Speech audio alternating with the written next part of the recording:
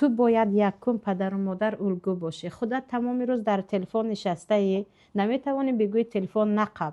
خودت یکم بار به دست کتاب نمیگیری، نمیتوانی به او بگو کتاب خوان. خودت در سجده های طولانی نیستی، نمیتوانی بگوی نمازت رو خوش رو خوان. یعنی خصوصا پسر بچه از این که سخن پدر رو گوش کند، کرده پدر رو زیاد میکند. حتما باید پدر و مادر از گفتن زیادتر کرده انجام دهند. دوم اطراف، یعنی تأثیری که محیط میکند، تأثیری که دوستان به فرزند شما میکند، اصلا شما یا که شوهر شما رساندن نمیتواند. حتما باید به انسان‌های صالح آنها رو پیوست کنیم. و سبحان الله، مشکلی ما در چی است خواهران عزیز؟ مشکلی این است که ما گمان میکنیم با یک نصیحتچه ما فرزند صالح میشود. تربیه فرزند تا مرگ است.